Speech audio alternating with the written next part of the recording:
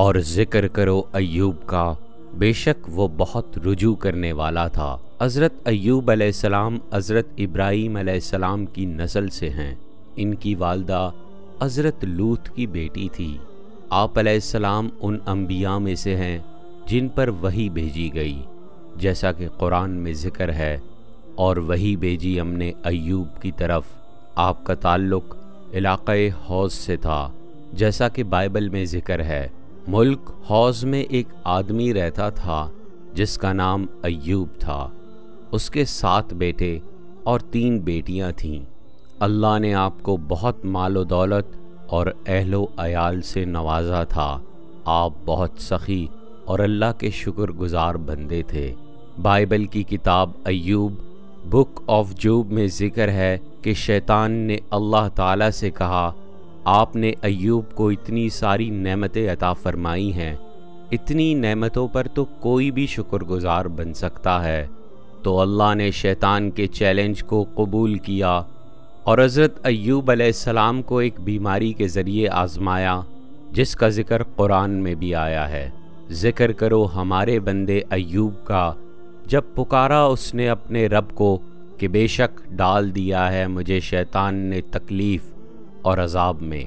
بعض مفسرین کے خیال میں آپ 7 سال تک بیمار رہے اور بعض کے مطابق 18 سال، واللہ عالم۔ اس بیماری کی وجہ سے بہت سے دوست اور اہل و عیال آپ علیہ السلام کا ساتھ چھوڑ گئے۔ صرف آپ کی ایک بیوی آپ کے ساتھ رہی، جو آپ کی خدمت کرتی تھی، آپ کی ضرورتیں پوری کرتی اور قضائے حاجت میں بھی مدد کرتی۔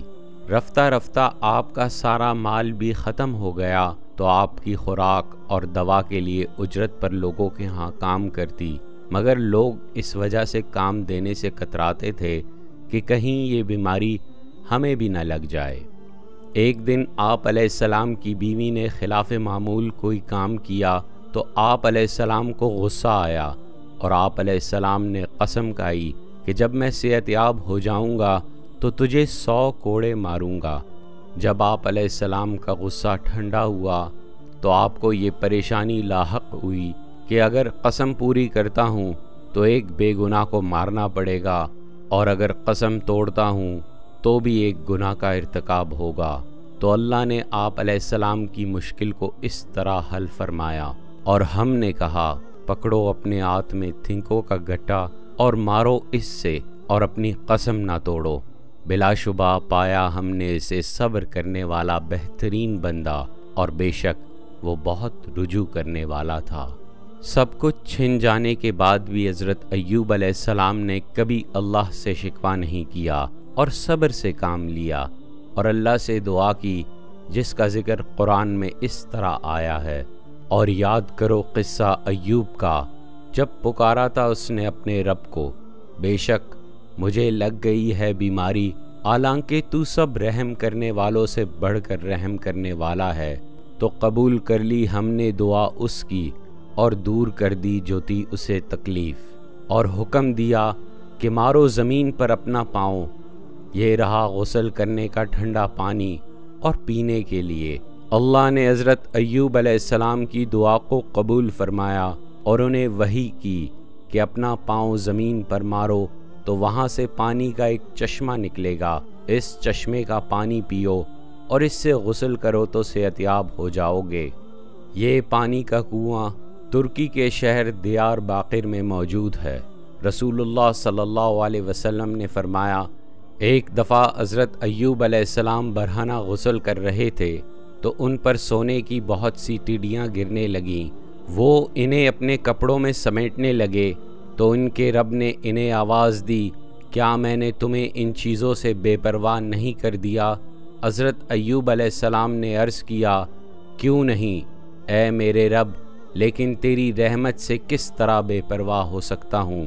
حضرت ایوب کو اللہ نے ان کے صبر کے بدلے صحت بھی عطا فرمائی اور مال بھی، اور ان کے اہل و عیال بھی لوٹا دیے، جیسا کہ قرآن میں ذکر ہے، اور دیے ہم نے اس کے اہل و عیال اور اتنے ہی مزید اس کے ساتھ۔ یہ مہربانی تھی ہماری طرف سے تاکہ یاد دہانی ہو عبادت گزاروں کے لیے۔ اور دی ہم نے ہدایت ایوب کو، اس طرح جزا دیتے ہیں ہم نیکوکاروں کو۔ مورخین کے مطابق حضرت ایوب علیہ السلام نے 93 سال کی عمر میں وفات پائی۔ بعض مورخین کے مطابق آپ علیہ السلام کی قبر عمان کے شہر سلالہ میں جبل عطین پر واقع ہے، اور بعض کے مطابق آپ علیہ السلام کی قبر ترکی کے شہر دیار باقر میں موجود ہے۔ حضرت ایوب علیہ السلام کے بارے میں آپ کیا جانتے ہیں؟ ہمیں اپنے کمنٹس میں ضرور آگاہ کریں۔ شکریہ۔